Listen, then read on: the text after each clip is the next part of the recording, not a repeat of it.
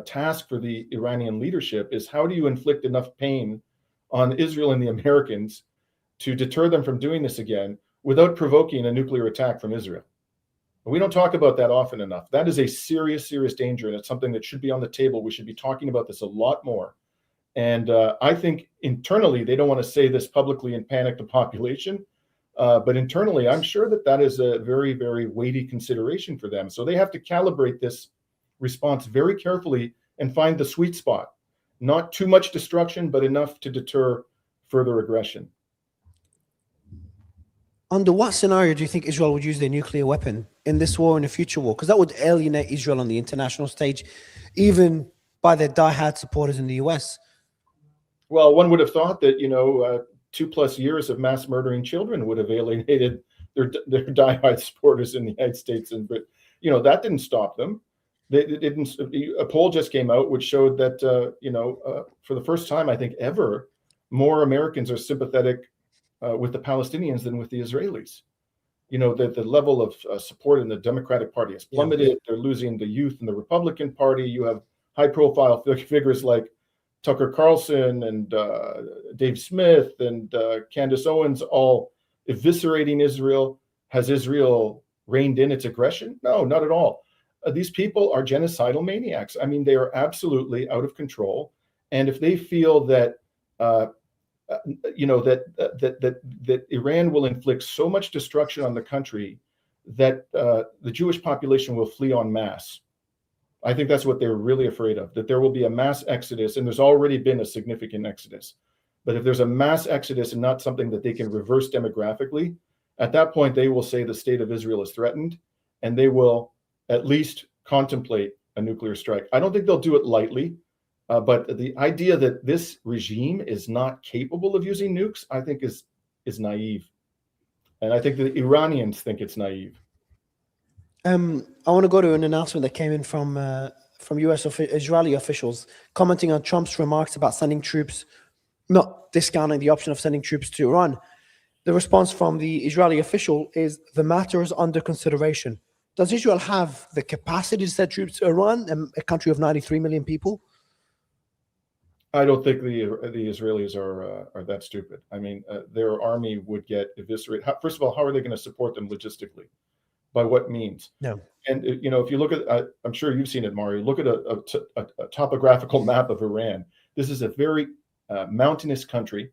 They're basically rugged mountains ringing the entire perimeter of the country. They have this massive population, a massive compulsory military service.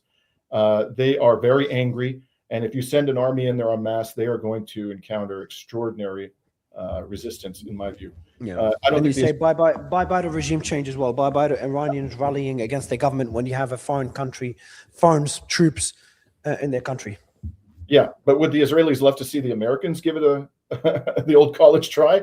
Yeah, I think they would love to see that. I don't know whether the Trump administration is that crazy. I still am very skeptical they'll try it. Anything other than a limited commando operation, maybe they would do that for public relations purposes. But an invasion, a full-blown invasion, I don't even think the United States has the capacity to attempt it, frankly. Where are they going to? What soldiers are going to fight that war? How are they going to transport the necessary equipment to the region in time to forestall a disaster, which is what is unfolding right now for the United States and Israel? Well, that just came out of Israeli media right now. Israel now estimates the war could last until Passover, which is mid-April. Initially, Israel and the US assessed it would be a 4-day operation until the regime fell. And now they're looking at it lasting a month and a half. Yeah. It's interesting. The Iranians put out a video over the weekend, which showed a portion of their Shahed 136 drone stocks underground, and it was quite. I saw that. Yeah, it was quite an impressive video, and that's just a small portion of their stocks. The Iranians have the ability. No one knows. I certainly don't purport to know how many ballistic missiles they have. How many drones they have, but do they have enough to continue to inflict meaningful damage on the United States and Israel for months? I think highly likely they do.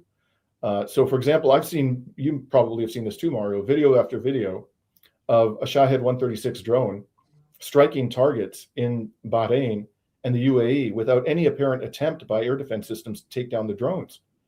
So a lot of those drones, I'm sure, are being taken down, but many of them are getting through unmolested.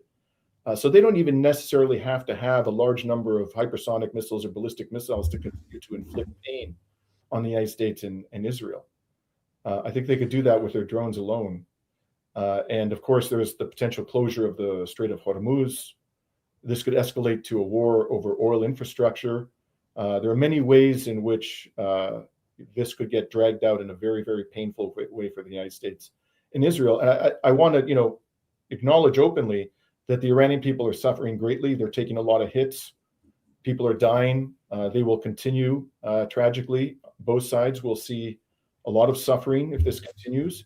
But I don't think that the Iranians are going to give up before the Americans and the Israelis do. And there's also a report that came out of Channel 12, according to Israeli security establishment.